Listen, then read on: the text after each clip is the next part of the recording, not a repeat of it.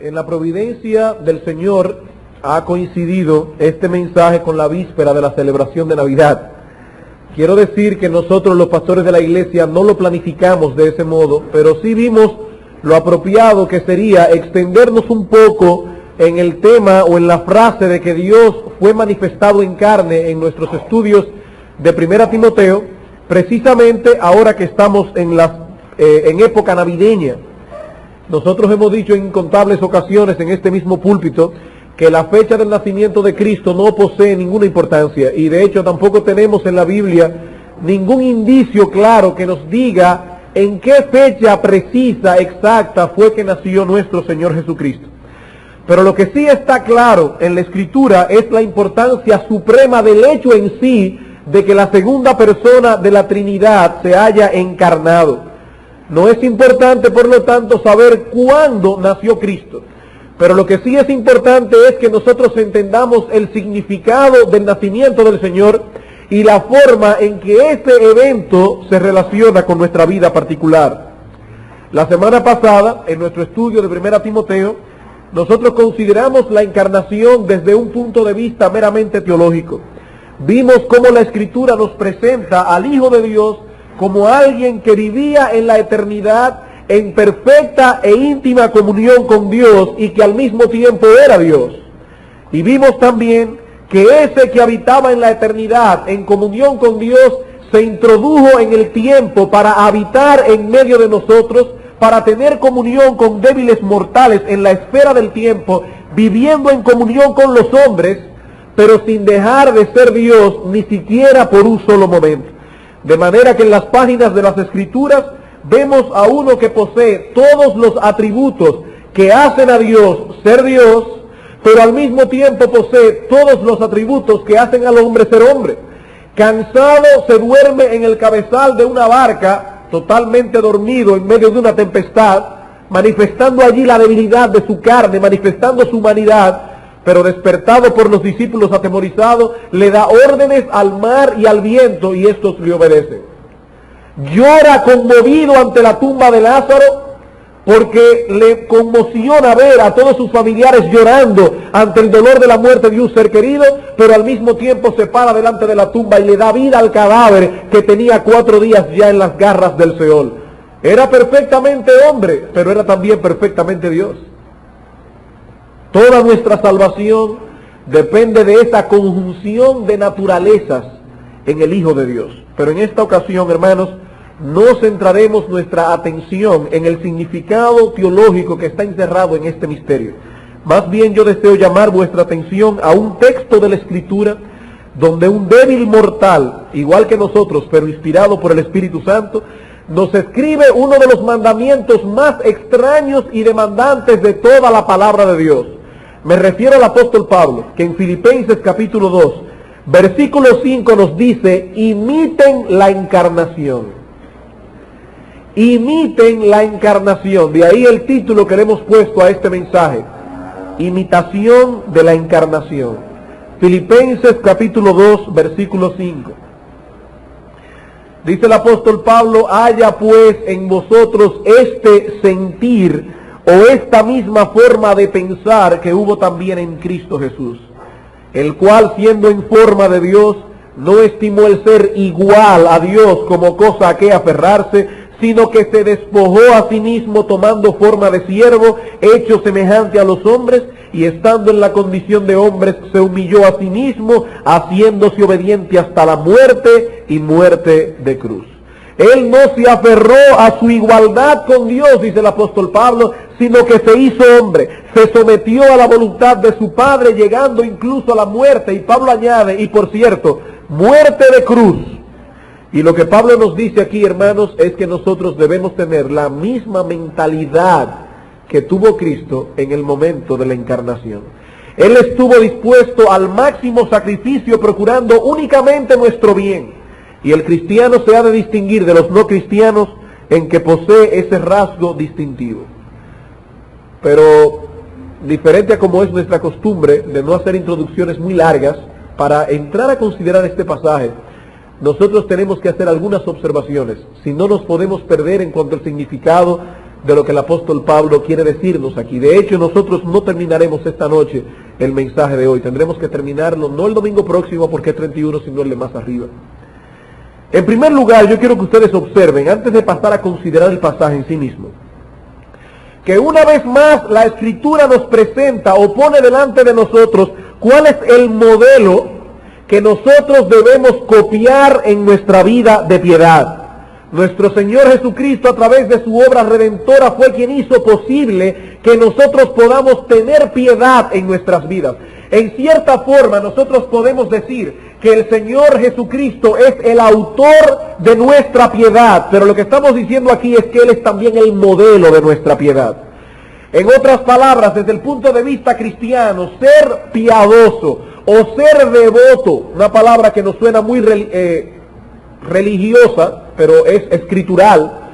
Ser devoto no tiene nada que ver con realizar ciertas actividades dentro o fuera de la iglesia local.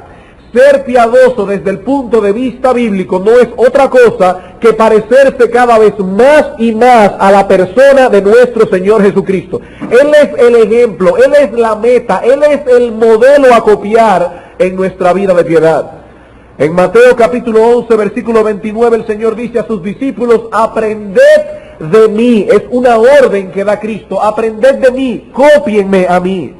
En Romanos capítulo 8, versículo 9 dice Pablo: y si alguno no tiene el Espíritu de Cristo, no es de él. ¿Y qué hace el Espíritu Santo, que aquí se le llama el Espíritu de Cristo, en la vida del creyente? Ir acrecentando dentro de él las características de Cristo: gozo, paz, paciencia, benignidad, bondad, mansedumbre, templanza. En 1 Corintios capítulo 11, versículo 1, Pablo dice: sed imitadores de mí, así como yo imito a Cristo. En Efesios capítulo 5, versículo 12 nos dice: y andad en amor, como también Cristo nos amó. Él es el modelo. En 1 Tesalonicenses capítulo 1, versículo 6, Pablo dice de esta iglesia: vosotros vinisteis a ser imitadores de nosotros y del Señor. Y la palabra imitación que aparece allí es mímica. Ustedes han visto cuando alguien se pone a hacer mímica, imitar a otra persona.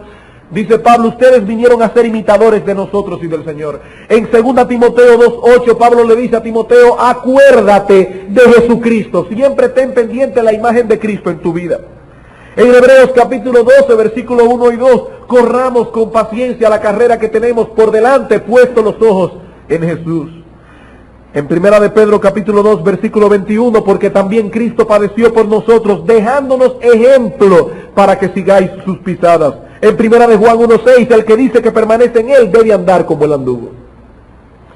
Hermanos, ¿cuál es la enseñanza de todos esos textos? Y no son todos los que podríamos buscar. La enseñanza es muy clara y muy chocante también. Cristo ha de ser nuestro ejemplo en todo.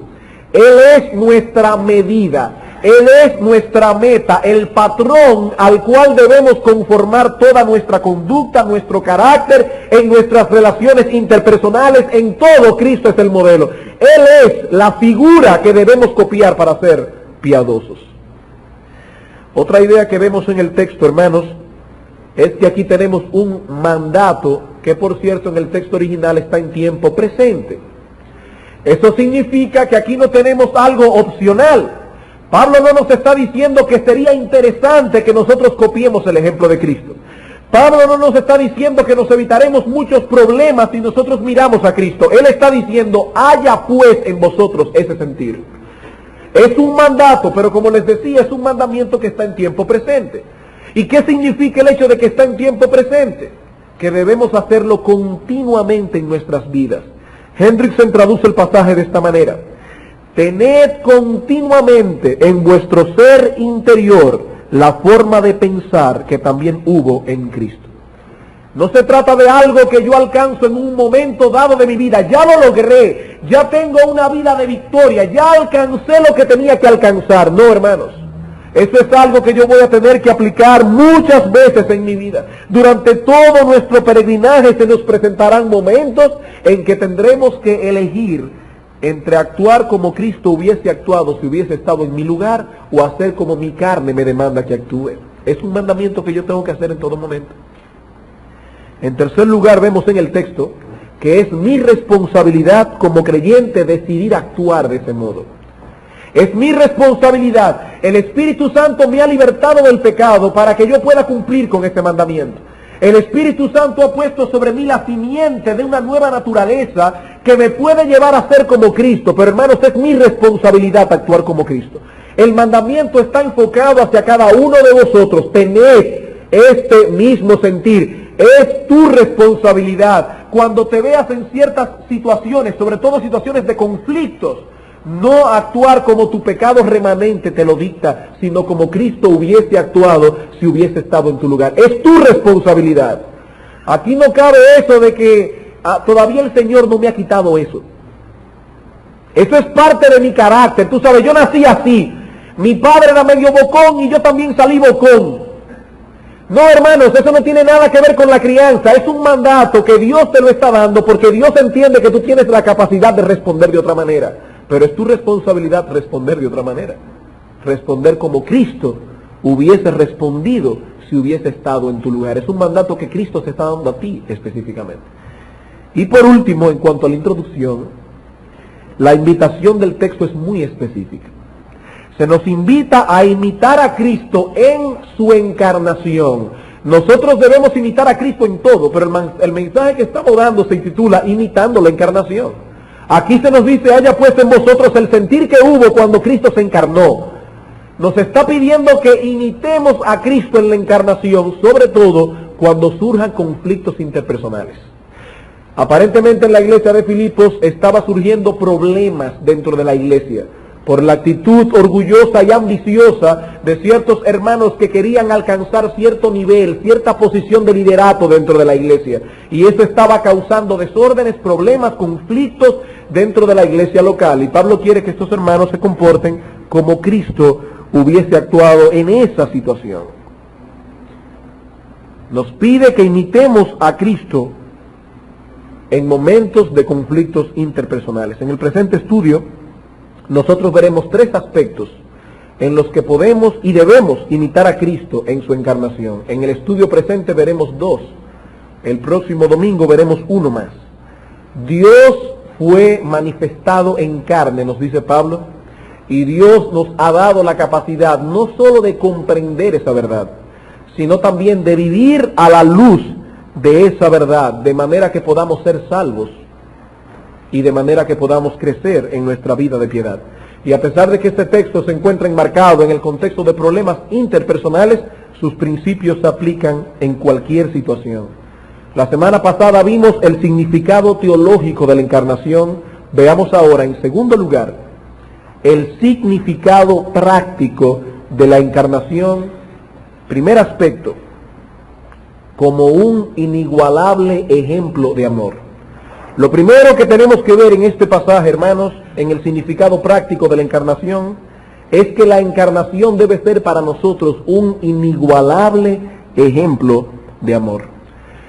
En el capítulo 2 de esta carta, Pablo exhorta a estos hermanos a guardar la unidad de la iglesia por encima de todo, pero Pablo sabía que no se podía guardar la unidad sin el amor, porque eso no sería una unidad real. Lean el versículo 1 y 2 conmigo. Dice, por tanto, si hay alguna consolación en Cristo, si algún consuelo de amor, si alguna comunión del Espíritu, si algún afecto entrañable, si alguna misericordia, completad mi gozo, sintiendo lo mismo, teniendo el mismo amor, unánimes, sintiendo una misma cosa. Pablo está exhortando a esta iglesia a la unidad. Pero hermanos, de nada nos sirve procurar la unidad en la iglesia local si esa unidad es meramente externa, si no es el amor que está motivando esa unidad. El amor es una de las marcas indispensables de la fe verdadera. Cristo dice en Juan capítulo 13, versículo 34 al 35, en esto conocerán todos que sois mis discípulos.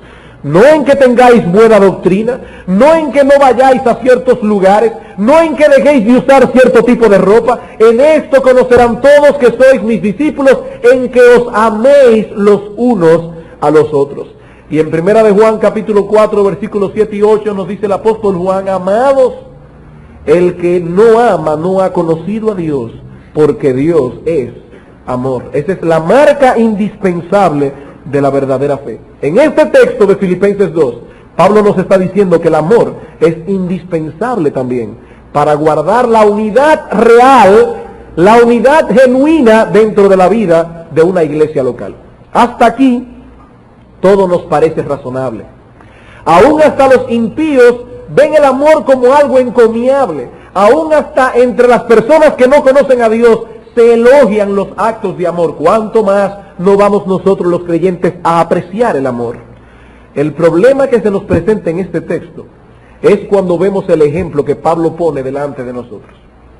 Podríamos ser exhortados a amar con el amor sacrificial, por ejemplo, que las madres manifiestan hacia sus hijos.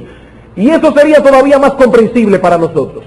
O quizás Pablo hubiese puesto delante de nosotros el ejemplo de algún patriota que dio su vida en favor de su pueblo para lograr la liberación de algún yugo extranjero a alguna nación específica. Y todavía eso estaría al alcance de nuestra comprensión. Pero Pablo nos está exhortando a amar aquí con el ejemplo de nuestro Señor Jesucristo. Y hermanos, podemos buscar cualquier ejemplo de amor en la historia, por más grande que fuese, y todo ejemplo va a palidecer ante la luz del ejemplo máximo y supremo de amor de nuestro Señor. Pablo nos ordena, en este texto, hermanos, oigan bien, nos ordena, nos manda, inspirado por el Espíritu Santo, que nosotros tengamos nada más y nada menos que la misma actitud de nuestro Señor Jesucristo, que se despojó voluntariamente de su igualdad con Dios, se hizo hombre y murió en una cruz solamente por amor de nosotros. Esa es simplemente la exhortación de lo que Pablo nos está dando aquí. Aquí hay un pasaje muy didáctico con respecto a lo que es verdaderamente el amor. No estamos hablando aquí de un mero sentimentalismo, ni mucho menos estamos hablando de una preferencia por cierto tipo de personas en la iglesia. Hay hermanos que tienen amigos dentro de la congregación, personas dentro de la iglesia a quienes uno le cae bien y por quienes uno estaría dispuesto de hacer cierto tipo de sacrificio. Pero hermano, no es de eso que está hablando el texto aquí. Cristo no murió por ciertas personas que le caían bien. Cristo murió por un grupo de depravados pecadores que eran sus enemigos. Y Pablo nos está diciendo, yo les pido, hermanos, que ustedes tengan en cuanto al amor la misma actitud, la misma forma de pensar que hubo en Cristo Jesús. Estamos hablando aquí del ejemplo que derivamos de un Dios que es capaz de sacrificarse por sus débiles, mortales y depravadas criaturas. Por eso el apóstol Juan no estaba exagerando cuando escribió en Primera de Juan capítulo 3 versículo 16, en esto hemos conocido el amor. Oigan bien, hermanos, qué demandante. En que Él puso su vida por nosotros. ¿Y saben lo que añade Juan? También nosotros debemos poner nuestras vidas por los hermanos. También nosotros debemos poner nuestras vidas por los hermanos. ¿Cuál es el límite que yo debo poner delante de mí en cuanto a mi amor por un hermano de la iglesia? El mismo límite que puso Cristo. Él dio su vida en mi favor, y Juan nos dice aquí que yo tengo que tener conscientemente la disposición, la actitud de estar dispuesto a dar mi vida por el hermano. En Primera de Juan capítulo 4 versículos 10 y 11 dice Juan, en esto consiste el amor, no en que nosotros hayamos amado a Dios, sino en que Él nos amó a nosotros y envió a su Hijo en propiciación por nuestros pecados, muriendo por nosotros. Amados, si Dios nos ha amado así, debemos también nosotros amarnos unos a otros. ¿Cómo? Así, con esta misma medida, con ese mismo límite. En el estudio pasado nosotros decíamos que muchos de los problemas relacionales que tenemos con los hermanos provienen de una comprensión inadecuada de lo que son las doctrinas de la gracia de Dios.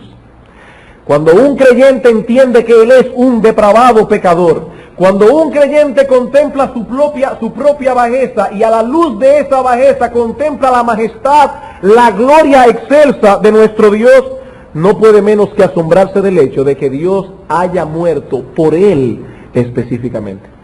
Nosotros creemos, hermanos, en la expiación limitada.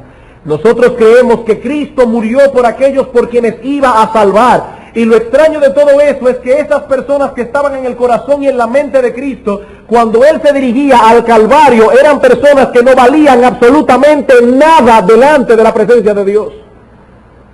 Y Juan nos está diciendo, si Dios nos ha amado así, así mismo debemos nosotros amarnos unos a otros. Un creyente que entiende esas doctrinas, ¿acaso no será motivado a amar de la misma manera?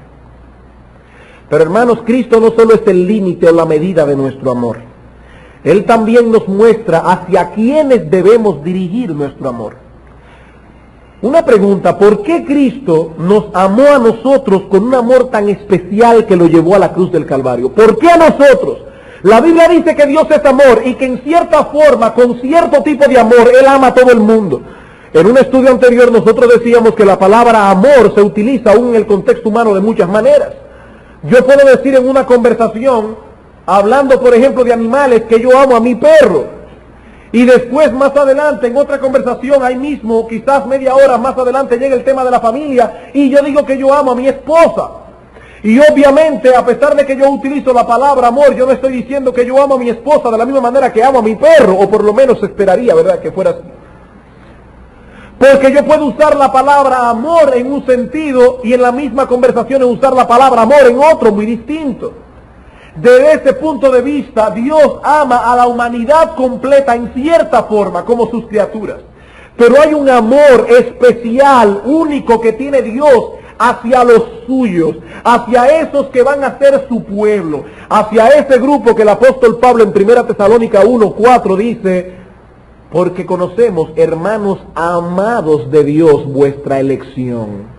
Ustedes son hermanos amados de Dios, pertenecen a un grupo especial, a un grupo a quienes Dios amó. Y uno se pregunta, ¿por qué? Hermanos, el amor de Dios es soberano. No es motivado por nada externo a Él mismo. Él nos amó por su buena voluntad, porque en la eternidad pasada a Él le plugo elegirte a ti, no por nada bueno que haya visto en ti, no porque Él haya visto que tú ibas a creer, sino porque en su soberana voluntad Él determinó amarte. Por eso es que en la Escritura nosotros vemos que este amor especial de Dios siempre aparece conectado con la elección. Por ejemplo, en Colosenses capítulo 3, versículo 12, el apóstol Pablo nos exhorta a vivir a la luz de esa verdad, a la luz de la verdad de que somos del grupo de los amados y elegidos de Dios. Dice el apóstol Pablo en Colosenses 3:12, vestíos pues como escogidos de Dios, santos y amados. Son elegidos. ¿Por qué? Porque son amados. 1 Tesalónica 1:4. Porque conocemos, hermanos amados de Dios, vuestra elección. Amor, elección. 2 Tesalónica 2:13.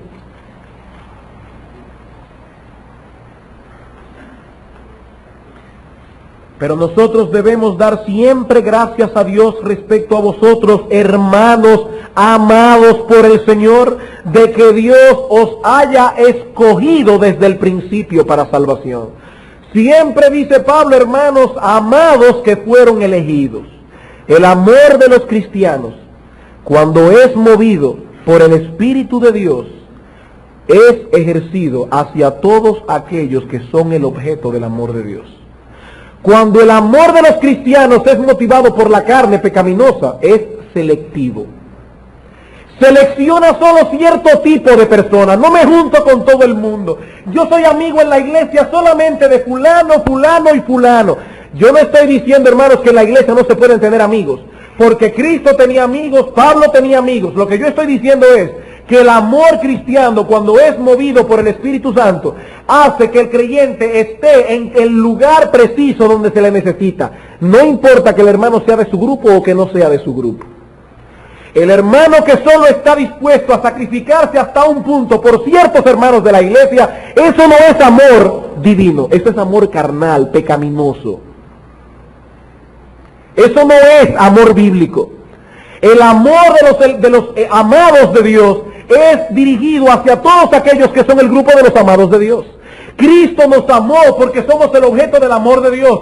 yo debo amar exactamente con el mismo amor con que Él ama. Eso es lo que está diciendo Pablo aquí. Tened en vosotros el mismo sentir que hubo en Cristo. Él murió por ti no porque tú fueras muy buena gente. Él murió por ti no porque tú tuvieras una personalidad agradable. Él murió por ti no porque tú tuvieras cualidades encomiables. Él murió por ti porque el Padre te eligió. Él te amó porque Dios el Padre decidió que te iba a amar. Cuando yo amo como cristiano, yo debo amar con el mismo amor con que Cristo ama. Por supuesto que hay hermanos en la iglesia con quienes vamos a congeniar más. Pero cuando un hermano de la iglesia, quien sea, me necesite, allí estoy yo para ayudarle. Sobre todo, hermanos, sobre todo, aquellos que me desagradan o que de alguna manera me han ofendido. Porque ese es el contexto del pasaje de Filipenses. Habían problemas en la iglesia. Ya habían hermanos que se habían ofendido entre sí. Y Pablo dice, haya pues en vosotros el mismo sentir que hubo en Cristo, que murió por ti siendo tú un depravado pecador enemigo de Dios. Tú eras enemigo de Él. Sin embargo, Él murió por ti. Y Cristo quiere que tú tengas la misma actitud que Él tuvo. Pero hermanos, no solamente Cristo nos enseña cuál es el límite de nuestro amor, dar nuestra vida. No solamente nos enseña a quiénes debemos amar, a todos los elegidos, sino que también nos muestra cuál es el fin o la meta que debemos procurar en nuestro amor.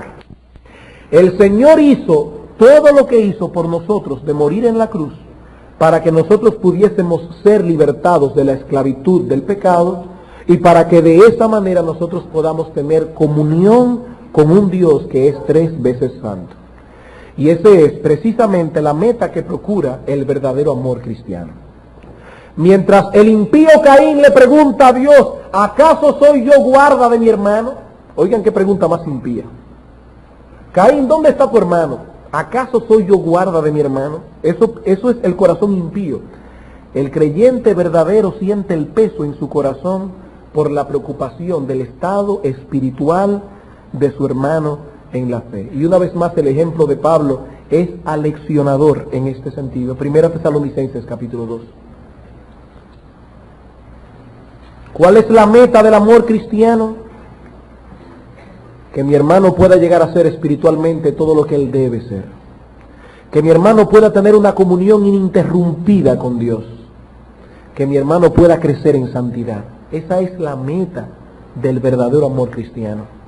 Dice el apóstol Pablo en el versículo 10 de 1 Tesalónica 2, vosotros sois testigos y Dios también de cuán santa, justa e irreprensiblemente nos comportamos con vosotros los creyentes.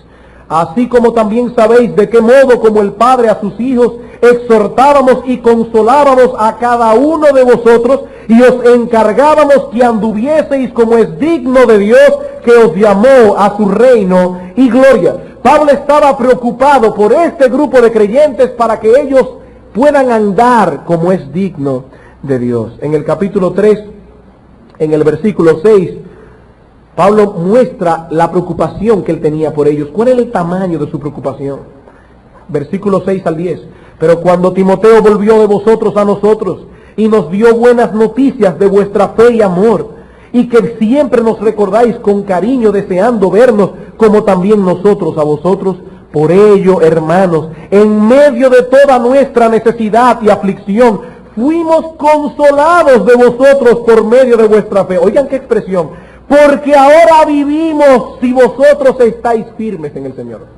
Pablo está diciendo a estos hermanos de la iglesia de Tesalónica, el hecho de pensar que ustedes puedan estar mal espiritualmente, el hecho de tener la preocupación en mi corazón de que ustedes tal vez no estaban andando bien en el Señor, era tan fuerte que yo puedo decir que ahora que he recibido la noticia de que ustedes están bien, ahora es que yo vivo. Ya yo tengo un gozo en medio de mi corazón que me tiene tranquilo y en paz. Lo cual yo no estaba, dice Pablo, antes de recibir esa noticia. Y sigan leyendo, versículo 9. Por lo cual, ¿qué acción de gracias podremos dar a Dios por vosotros? Por todo el gozo con que nos gozamos a causa de vosotros delante de nuestro Dios, orando de noche y de día con gran insistencia, para que veamos vuestro rostro y completemos lo que falte a vuestra fe. Hermanos, yo siempre he dicho que una de las manifestaciones a través de las cuales podemos medir la cantidad de amor fraternal que tenemos nosotros es a través de la oración intercesora. ¿Qué tanto tú oras por tus hermanos en la fe? Porque eso es una muestra verdaderamente de la preocupación que hay en tu corazón. Pablo dice aquí que él oraba de noche y de día para que Dios le permitiera hacer un viaje próspero a Tesalónica y completar lo que faltaba a la fe de estos hermanos. Por eso tenía calidad moral para escribir 1 Tesalonicenses 5:14. También os rogamos, hermanos, que amonestéis a los ociosos, que alentéis a los de poco ánimo, que sostengáis a los débiles, que seáis pacientes para con todos. ¿Cuál es la meta del verdadero amor cristiano? Tratar de que mi hermano en la fe llegue a ser lo que él debe ser. Cristo vino del cielo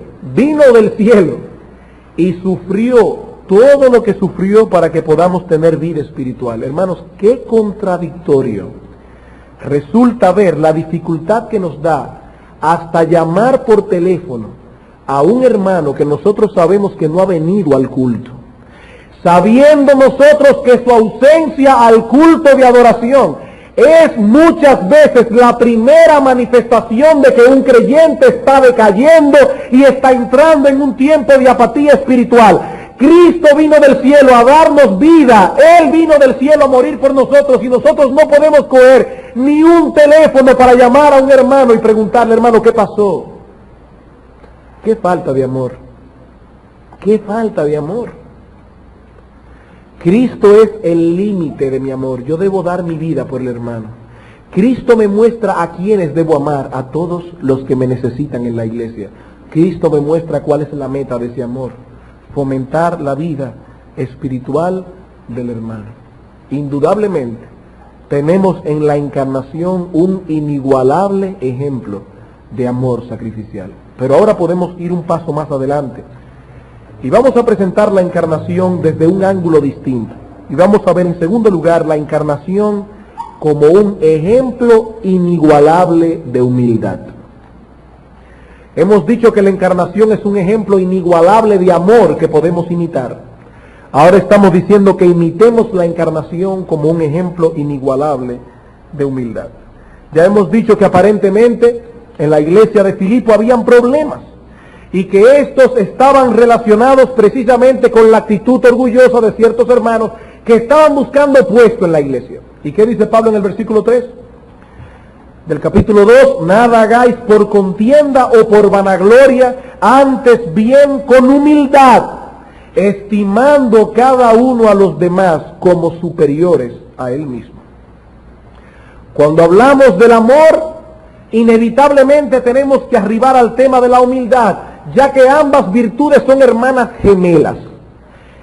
Una persona que no sea humilde no está capacitada para amar. El orgulloso no puede amar, porque el orgulloso está muy ocupado viendo las señales de amor que los otros le dan a él. Él está muy ocupado esperando que los demás lo amen a él. Él no puede amar. Una persona orgullosa está desprovista de la capacidad de amar. Es imposible para un orgulloso amar. El orgullo y el amor son tan antagónicos como el agua y el aceite. Por eso cuando Pablo habla del amor, necesariamente tiene que caer en el tema de la humildad. ¿Y qué es, hermanos, la humildad? ¿Qué es realmente la humildad? La palabra humildad significa literalmente descender, bajarse. Por ejemplo, en Lucas capítulo 3, versículo 5, Juan el Bautista cita una profecía de Isaías que dice: todo valle se rellenará y se bajará a todo monte y collado. ¿Recuerdan ese texto? Cuando la palabra bajarse que usa Lucas en 3:5 es la misma palabra que aparece aquí cuando dice que Cristo se humilló a sí mismo. Es decir, Él bajó, Él descendió. De hecho, noten que todo el pasaje está diseñado para que nosotros veamos a Cristo descender desde lo más alto hasta lo más bajo. En el versículo 6 se nos dice que Él era en forma de Dios y que no estimó el ser igual a Dios como cosa a que aferrarse, sino que se despojó a sí mismo. ¿De qué se despojó Cristo? Se despojó de su igualdad con Dios, ya ahí bajó. Él era igual a Dios, sin embargo tuvo que someterse a Dios, tuvo que venir en obediencia a Dios, tuvo que venir incluso en obediencia a sus padres. Cristo descendió. Pero después nos dice el texto que Él se hizo hombre. Es decir, que siendo Dios omnipresente, omnipotente y todo lo demás, vino a morar en un cuerpo de carne. Ahí bajó todavía más. Pero no cualquier hombre, sino un hombre de condición sumamente humilde, que nació en un establo lleno de vacas malolientes, que era hijo de un carpintero, que aprendió la carpintería, que fue rechazado aún en su ministerio y que finalmente murió la más viles de todas las muertes. Pablo nos está diciendo en el texto, Cristo descendió. Y después que descendió, ¿saben lo que hizo? Siguió descendiendo. Y después que siguió descendiendo, ¿saben lo que hizo? Siguió descendiendo aún más, hasta llegar a lo más bajo que Cristo podía llegar. Él se humilló. Ahora, fíjense bien, hermanos, qué contraste. Para Cristo, humillarse significó descender del cielo para venir a morar con la escoria humana. Para nosotros, humillarse significa descender a nuestro propio nivel. Noten el contraste. Cristo descendió del cielo. Y yo me pregunto, ¿y de dónde tenemos que descender nosotros? Bueno, nosotros tenemos que descender del pedestal de orgullo que nosotros hemos construido toda nuestra vida. Él bajó del cielo, nosotros tenemos que bajar también. Tenemos un pedestal que hemos construido, un sitial, y en el cual nos hemos colocado allá arriba. Por unos instantes sentimos que moramos en las alturas. Y cuando estamos allí arriba, en ese pedestal, hermanos, cuán difícil se nos hace amar. Una persona que está en ese pedestal está esperando que todo el mundo gire alrededor de él. Él está esperando que todo el mundo le debe algo. Él cree como que todo el mundo tiene una deuda que tiene que pagarle. Él está subido en un pedestal y qué difícil es amar desde allá arriba. Hermanos, cuando estamos en ese pedestal, qué difícil es perdonar. Cada vez que alguien nos hace algo, sentimos que hirieron a lo más grande y maravilloso que Dios había creado en el universo. Somos más hermosos y magníficos que las Pléyades. Y nos han ofendido a nosotros, a esta figura celestial y divina. Qué difícil se nos hace perdonar cuando estamos encaramados allá arriba. Y hermanos, mientras más alto estemos, más chiquito veremos a los demás. Qué difícil se nos hace, encaramados en ese pedestal, preocuparnos por los demás. No estamos esperando que los demás nos miren a nosotros, pero nosotros no queremos mirar a los demás. Estamos demasiado altos. Bueno, ¿saben lo que hizo Pablo, hermanos? Como él se dio cuenta que en la iglesia de Filipos ya habían hermanos que habían construido su plataforma, Pablo se dedicó a derribarla violentamente. Y yo quiero que ustedes observen rápidamente cuál es el sistema de demolición que usa Pablo. Pablo tiene 3 sistemas que demolen cualquier pedestal de orgullo que usted haya podido construir en toda su vida. El primero es que Pablo los lleva a considerar su verdadera condición. Primer sistema de demolición que usa Pablo. En el versículo 3 dice Pablo, nada hagáis por contienda o por vana gloria. Y la palabra griega significa precisamente eso, una gloria que es hueca, una gloria que es vana, una gloria que es ilusoria. Es como si Pablo estuviese diciendo a estos hermanos, no actúen movidos por ese esplendor pasajero que ustedes ven a vuestro alrededor, porque todo eso es una ilusión. Hermanos, la gloria humana es vana por necesidad. Oigan lo que estoy diciendo. La gloria humana es vana, es hueca por necesidad. Nosotros no podemos gloriarnos de algo a menos que no haya sido logrado por nosotros mismos, ¿no es así? Imagínese, por ejemplo, que a usted de repente le llega una herencia de 10 millones de pesos. Y usted anda por la calle con el cuello erguido, como si esa herencia usted la hubiera sudado, como si esa herencia usted la hubiera trabajado. La gente va a decir, pero ven, aquí este individuo, ¿qué es lo que se cree?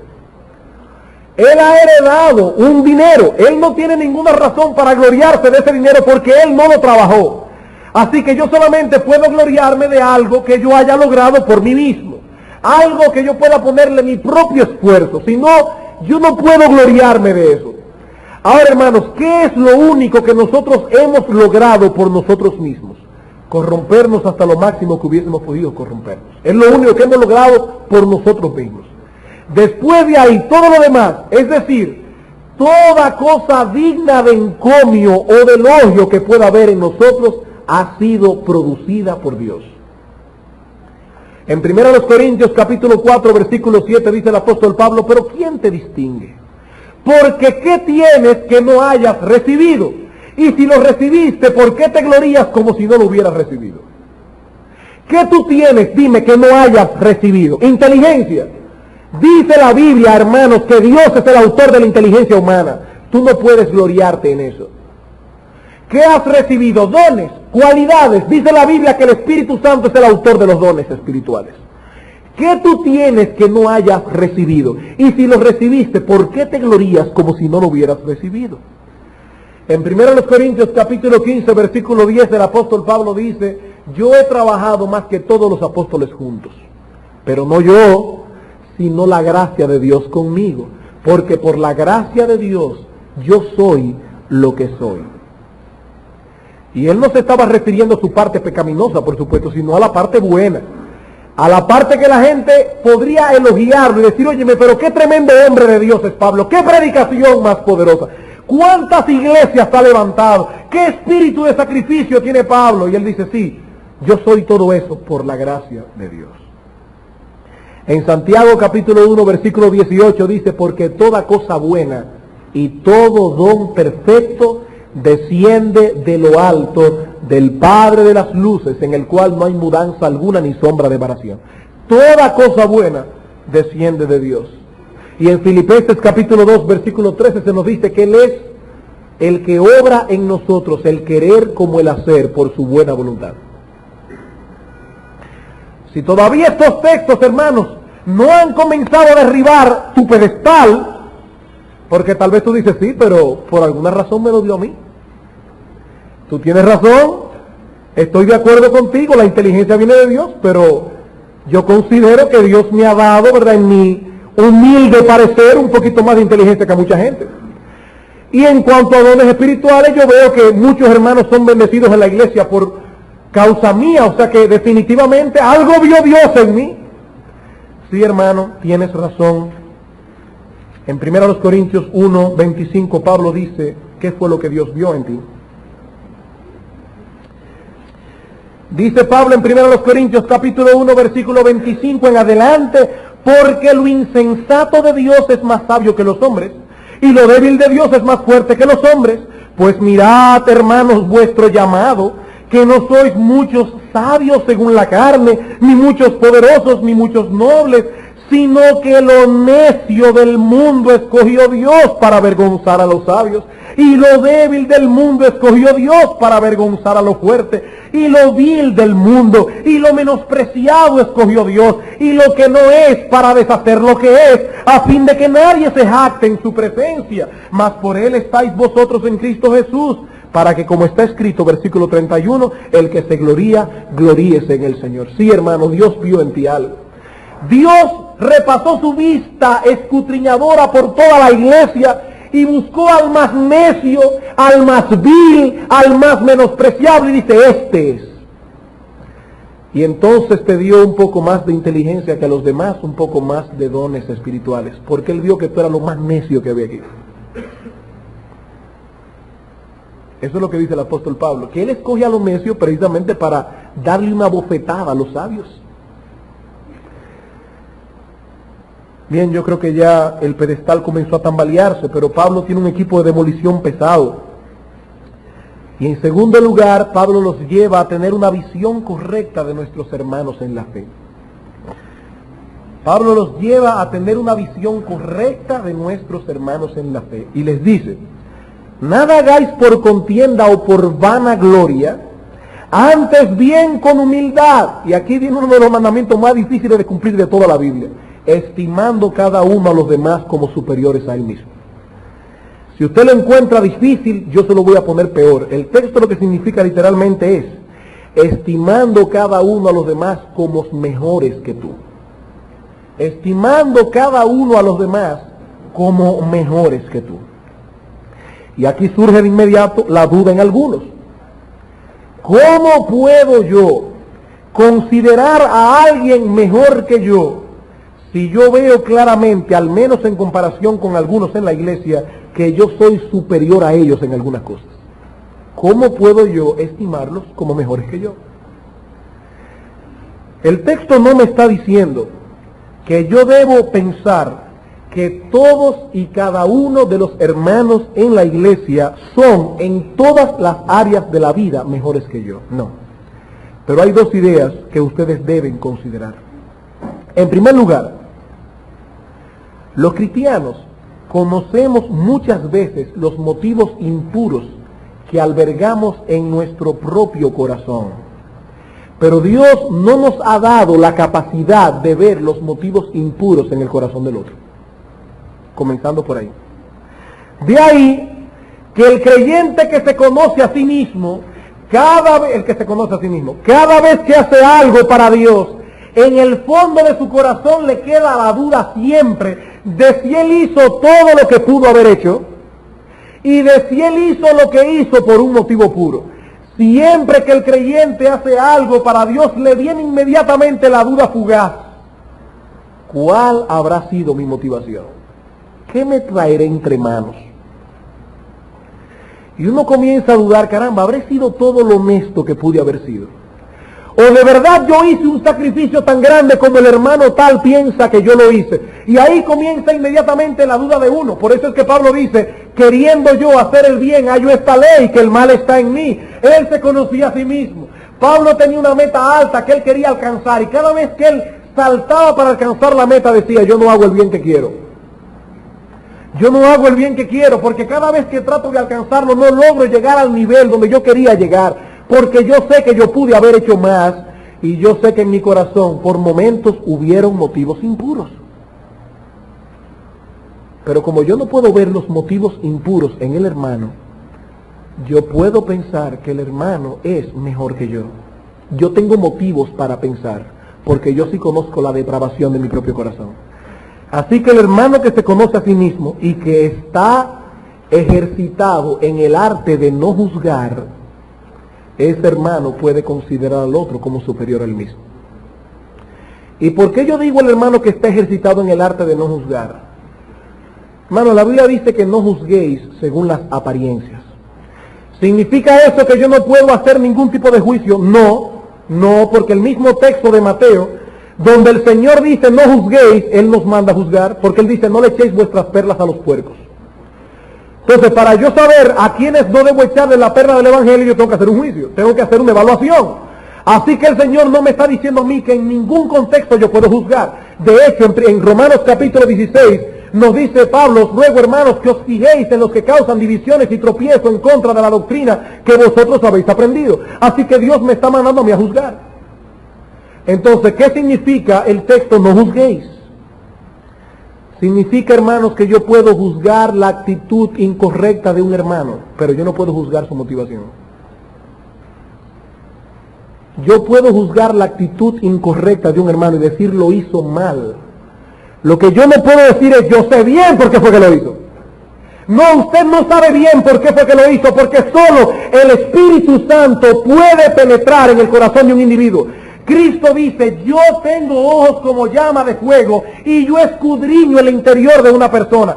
Para poder escudriñar el interior de una persona hay que tener los mismos ojos de Jesucristo. Dice Jeremías, el corazón del hombre es engañoso, ¿quién lo conocerá? Y Dios responde, yo, que escudriño la mente y el corazón. Hermano, escudriñar los motivos en el corazón de un creyente es jugar a ser Dios. Cuando usted no considera al hermano mejor que a usted mismo, cuando usted comienza a juzgar al hermano y decir, yo sé bien por qué fue que lo hizo.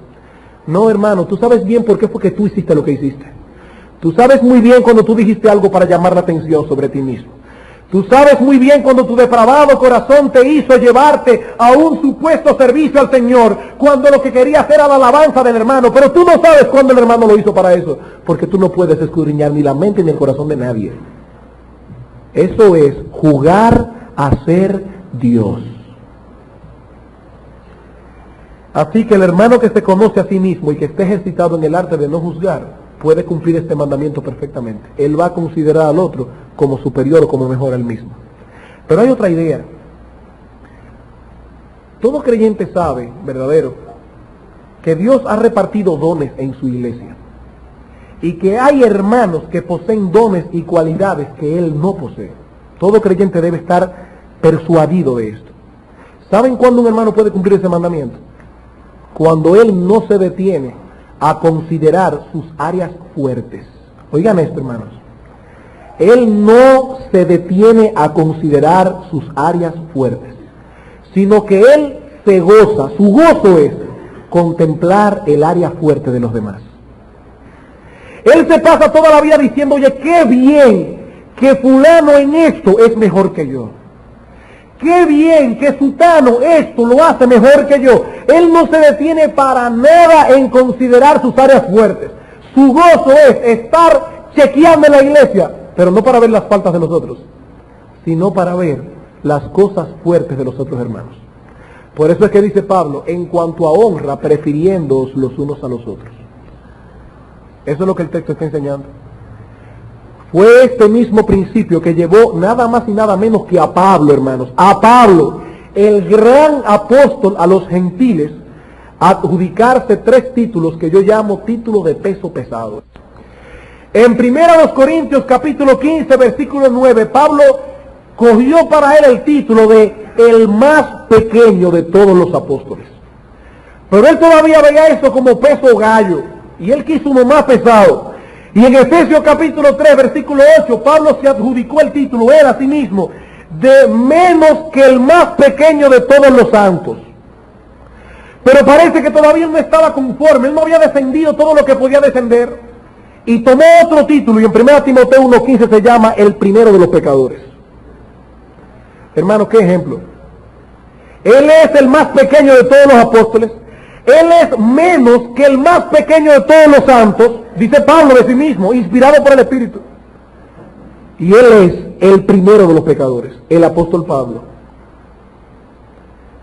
Bueno, yo creo que ya casi todo el pedestal está destruido. Pero Pablo tenía al final un Grébar que acababa con todo lo que pudiese quedar todavía en pie. Y ahora los lleva a considerar el ejemplo de Cristo. Primero los lleva a considerar su propia condición, luego los lleva a considerar al hermano, y ahora los lleva a considerar el ejemplo de Cristo. Dice Pablo, tened la misma forma de pensar que hubo en Cristo Jesús, el cual, siendo en forma de Dios, no estimó el ser igual a Dios como cosa que aferrarse.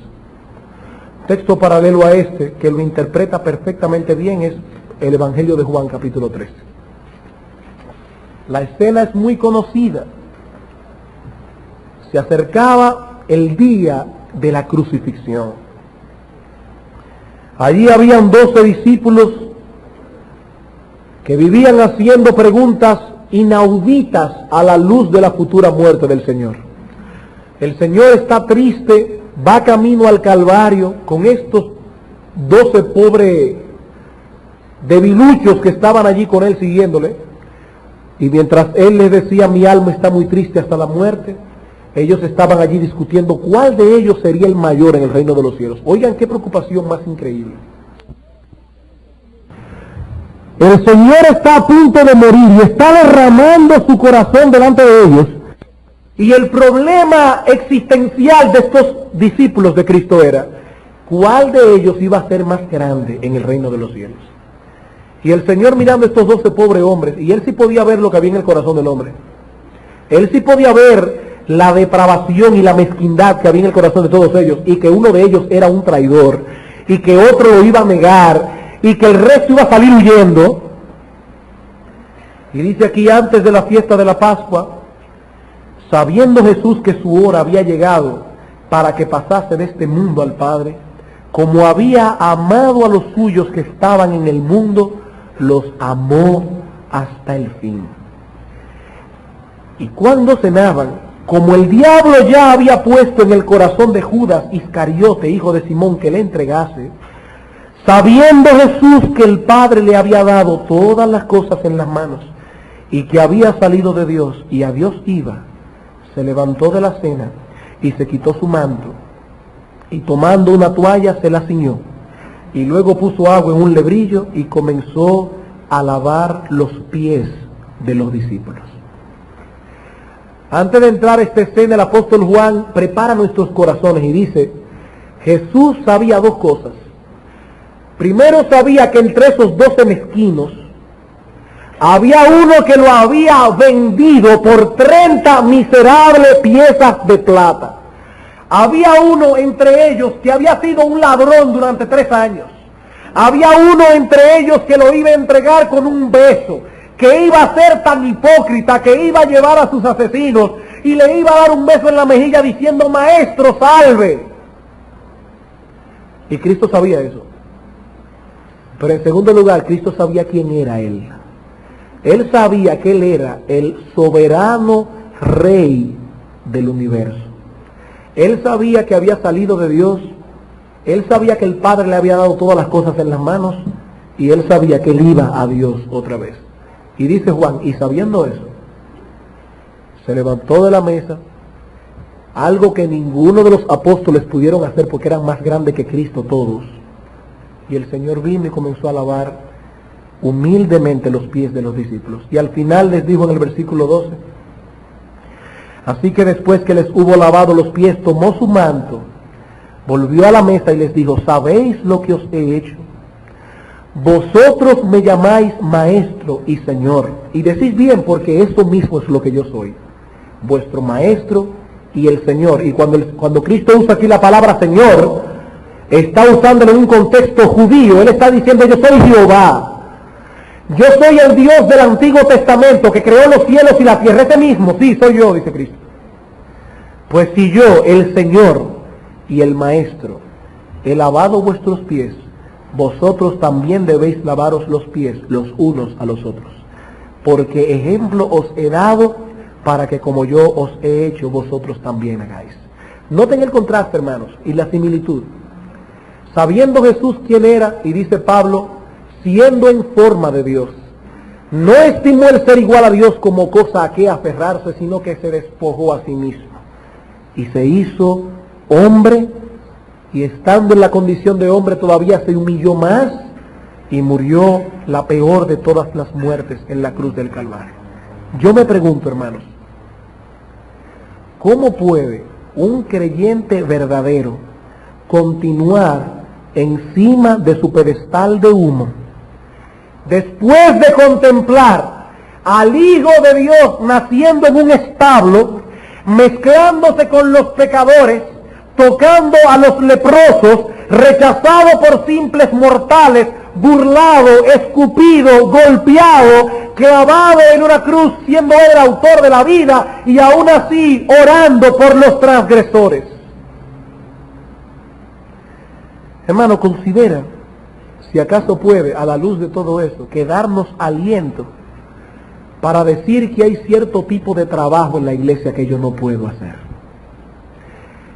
Ese trabajo es demasiado bajo para mí, a la luz de esto que estamos viendo.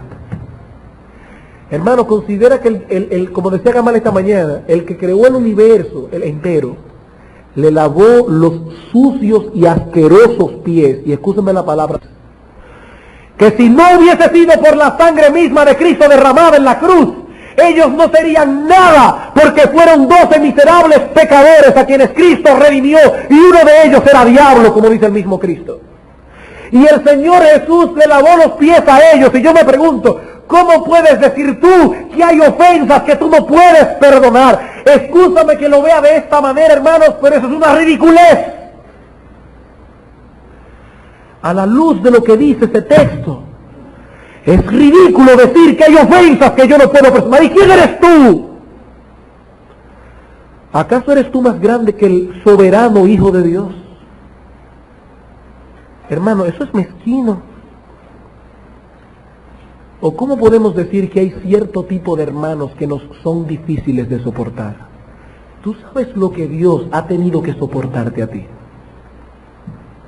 ¿Cómo que hay hermanos en la iglesia que te son difíciles de soportar? Eso es una mezquindad.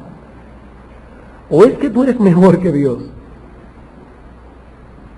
Yo creo, hermanos, que necesitamos profundizar más en las doctrinas de la gracia, si todavía el pedestal no se ha derrumbado por completo. Dios, dice Pablo, Dios fue manifestado en carne.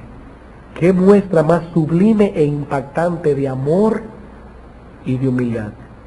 En nuestro próximo estudio, nosotros pasaremos a considerar un aspecto más en el que nosotros podemos imitar la encarnación. Por ahora, yo pienso que tenemos demasiado como para meditar, arrepentirnos de nuestros pecados y pedir a Dios que tenga misericordia de nosotros. Vamos a orar.